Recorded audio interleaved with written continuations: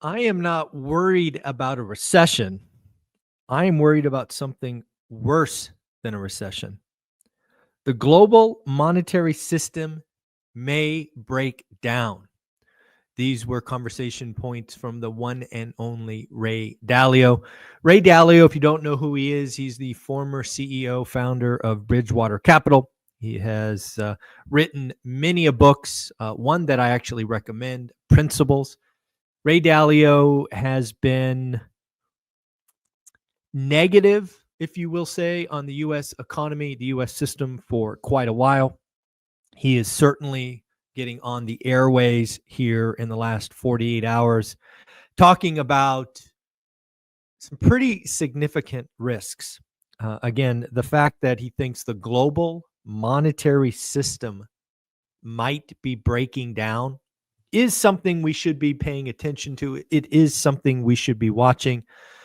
But you and I, even as closely as I watch the economy, as often as I read about the economy, these are going to be some things behind the scenes that we probably don't see. So, what do you and I do if we think Ray Dalio is right? I think one of the things that we have to do is we have to continue to watch the 10-year and the dollar. This is something we talked about big yesterday. The fact that the U.S. dollar was weakening as rates went higher. That is unusual. That is very much emerging markets, not a U.S. standard. So again, that is something we should watch. We also should watch for the ripple effects of a recession. Does it go from short and shallow to something more severe? These are all things that we should be watching for. But again, these are very precarious times. This is something that is, it's hard to put into words how unusual it is right now. This makes, the dot-com crisis, the GFC, COVID, 9/11. These are all very different. So again, the fact that you might be stressed, concerned, all of that, no, it's okay, but also realize that you still have a job. You're not supposed to be frozen. You're supposed to be making moves, making decisions. If you're in real estate, obviously, I would highly recommend great deals or deals of the decade, things of that nature. So again, there are plenty of people that are going to be freaking out, plenty of people that are going to be making poor decisions. And I think 2025 is the year of the investor. I just want you to keep saying that. The year of the investor, the year of the investor. Again, we are going to be there to make great deals. Shout out Cody Davis for the super sticker. I didn't even know I could do those things. Thank you, Cody, for the super sticker. I appreciate that. Look forward to our conversation later today. Love talking to you each and every Monday. Where do I want to go first, man? There was so much stuff going on. Why don't we shout out Daniel Kong? Daniel Kong might be an investor you don't know about. You will know about him today.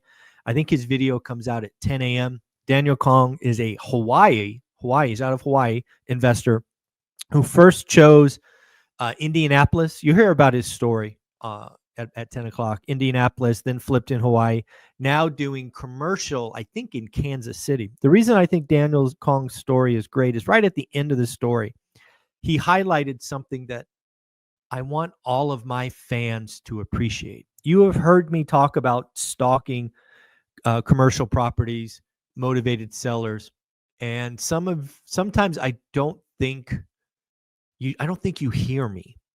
So Daniel Kong in this story was stalking a strip mall in Kansas City.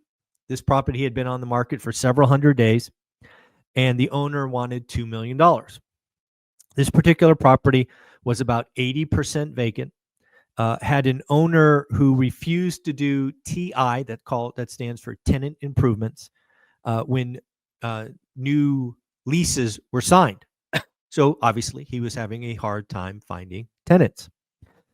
Daniel underwrote the building at his current occupancy and felt that he could buy it for $1.4 million and submitted an offer.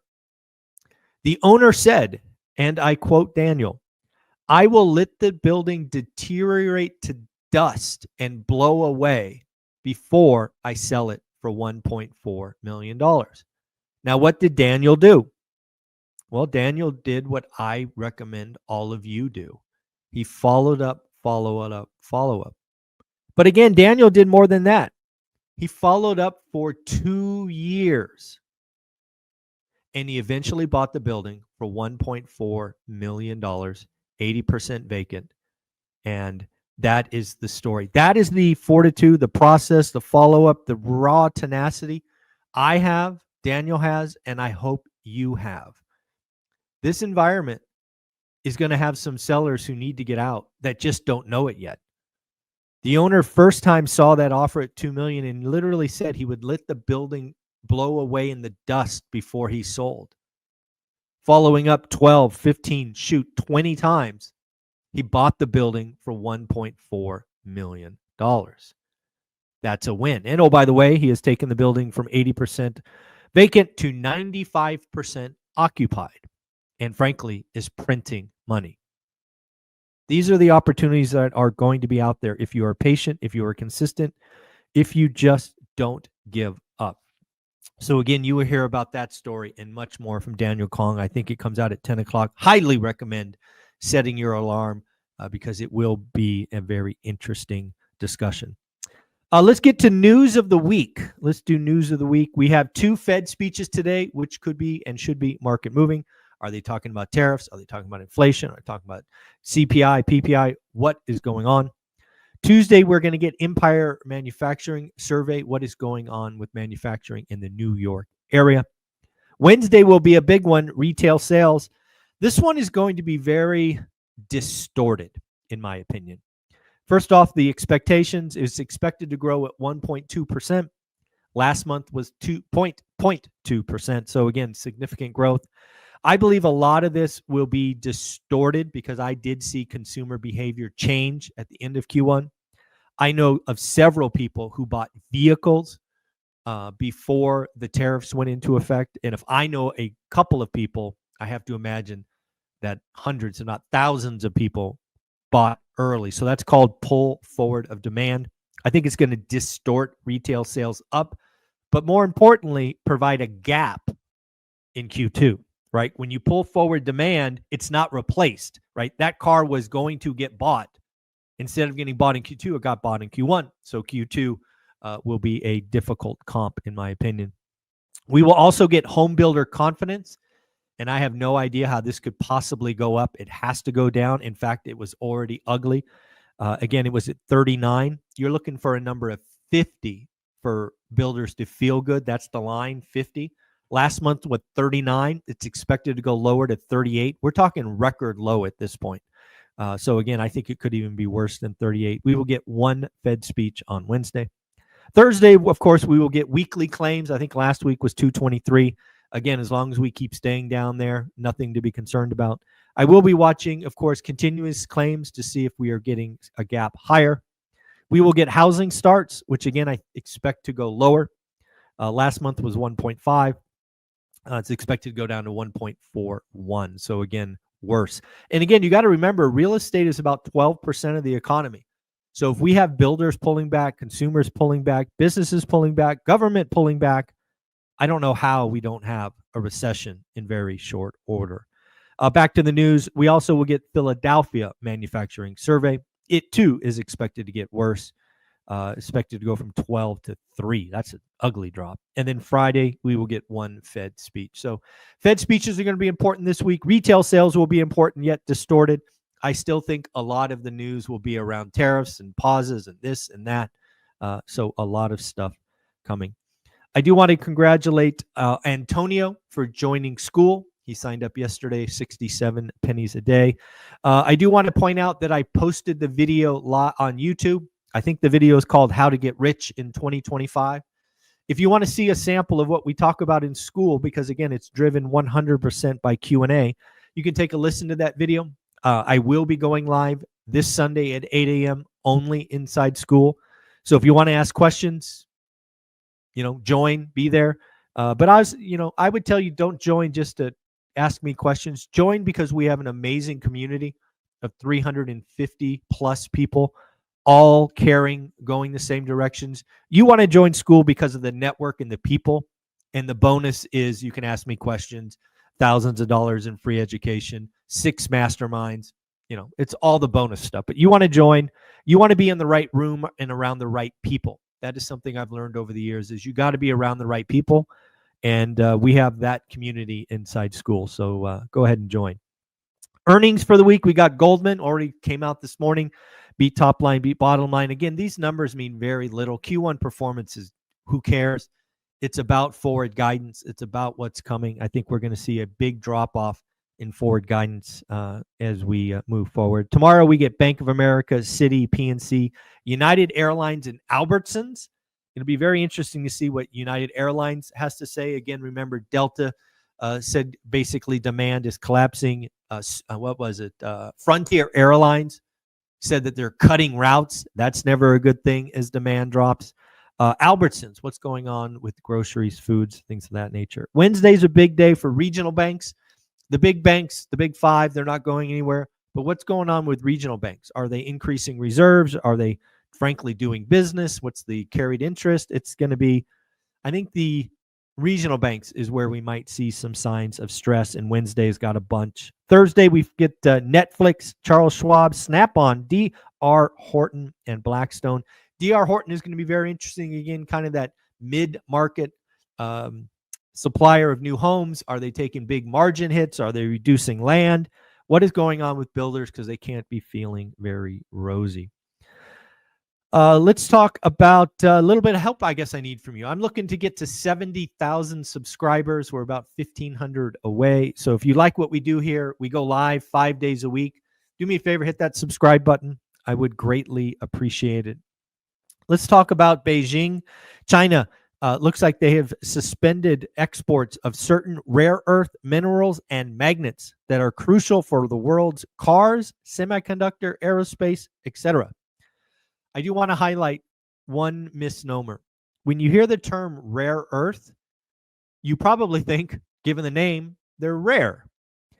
In reality, rare earths aren't that rare. They are actually all over the planet.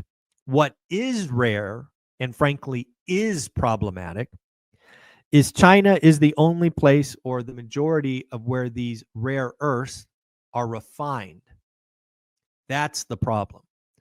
They have the capacity, they have the know-how, they have the experience, they have the two big bullies on the block. If you look at the charts of where rare earths are, again, all over the planet. If you look where rare earths are processed or refined, that's the problem. And China is flexing its muscle in its retaliation against U.S. tariffs. It's going to be very interesting to see where this goes. Obviously, we've been told that pharmaceutical tariffs are coming. I think I read somewhere they might be coming today, but don't quote me on that. I could be wrong. I've read so many articles. But again, these are also going to be interesting. And again, I completely agree that pharmaceuticals are a national security. The fact that we have to rely on people that frankly don't like us is silly. And we need to fix that for national security. Let's talk about a crash in value. You want to talk about a commercial building just crashing. We've got a great example.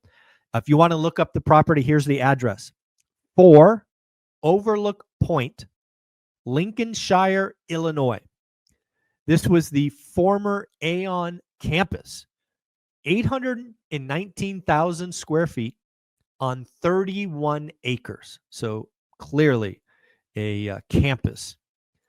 This building was purchased in 2012 for $148 million.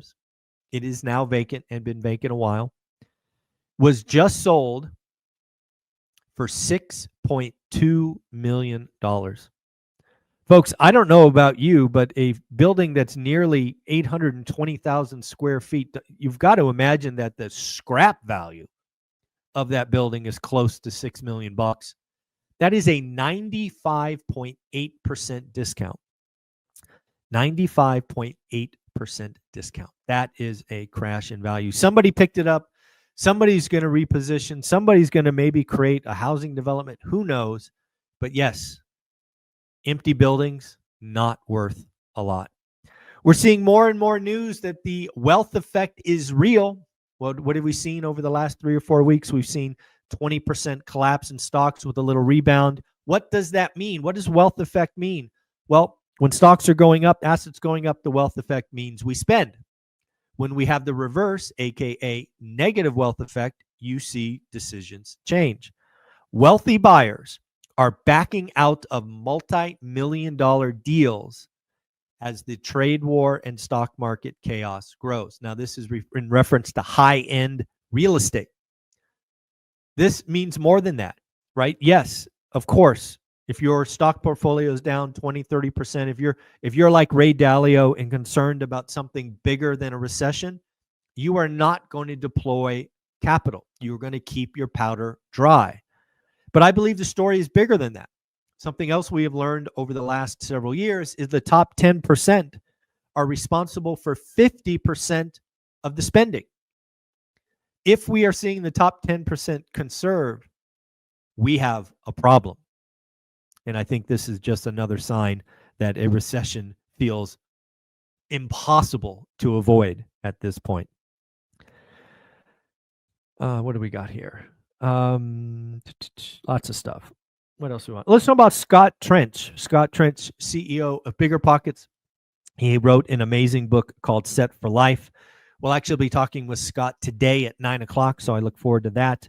I had 7 lessons from Scott Trench's book, Set for Life. These are the 7 I took. Let me know what yours are. Number 1, financial freedom is possible. It absolutely is, folks. We bring you a dozen multimillionaires every week on this channel. All of them started from nothing, and some of us less than nothing, negative net worths.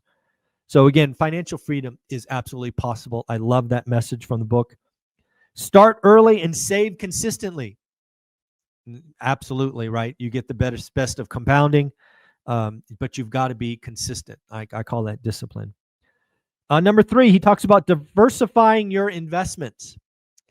This is the one I have some challenge with. Maybe Scott and I will talk about this later today. I think you've got to pick your vehicle and get wildly committed. I think you've got to become elite at something. I actually think diversification is almost like a brake on getting wealthy. Number 4, make informed financial decisions. Yeah, don't guess. Don't guess. Number 5, live within your means. Amen. That is step 1 for me. You've got to create disposable income, lower your expenses, raise your income, or heck, do both. Absolutely agree. Set financial goals and track your progress. Absolutely, folks. One of the things you could do early in this, because again, the first 5 years suck, as I've talked about for years, is you should be tracking, maybe monthly, certainly quarterly, what you are doing on your goals. Are you saving money? Are you paying down debt? What are you doing? You've got to see and move the needle. The snowball, the momentum grows so slowly. You've got to put it right in front of your face. And then finally, seek support and motivation. This is something I strongly believe in. It is something that I avoided for a long time. I was the lone wolf trying to do everything myself. But again, as somebody who has created an amazing school community, has really created a brand called One Rental at a Time. The community is everything. It provides support. It provides advice. It's a sounding board. It's a vehicle to celebrate success. Its ability to celebrate lessons learned. You've got to be in the right community, and I do everything I can every day to make sure One Rental at a Time is an inclusive community. Whether you're starting from nothing or you have a lot, I want to have a community that is good for you. Again, you should join school, 67 pennies a day. So again, very interesting. And I guess the last thing to talk about that I am still watching for, and I brought up last week, but again, I think it's lurking in the background. I think what we have done with this tariff around the world all at once is we have damaged the U.S. brand. Now, what does that really mean? I believe the U.S. brands around the world have been sought after, whether it's banks or apparel or whatever we make, people want, right? It's a sign of wealth, having an American-made something, an American product. I believe what we might be seeing over the next 90 days or 6 months is foreign buyers boycott. buy something else. We are already seeing this now in travel, right? I don't know if you've been on X or Twitter, but there's several charts running around showing travel from foreign countries to the United States are down 30%. That is significant. I think damaging the U.S. brand is not calculated yet. It will be. It is obviously something that can be recovered from, but it won't be easy. And again, it'll be interesting. I think where we might see this is in Q2 earnings reports. So unfortunately, we won't see ramifications of this for at least 90 days, probably 100 days. But that is something I am certainly looking out for. So folks, I hope you have an amazing day. Thank you for being here. 276 people watching this live. I appreciate each and every one of you. I do see the comments here. I appreciate all of you putting them in. Again, like, subscribe, comment. If you want to be in the right community, join school. Frankly, if you don't like it, stop. It's only a monthly commitment. You can afford $20. I know you can. But yeah, join the community. Give it a shot. I think you will like the community and stick. So take care. And again, don't sleep on Daniel Kong's interview at 10 o'clock. I think it will be very eye-opening because he retired in that many years, in 3 years. And I think you need to hear that story. Take care, everyone. Later.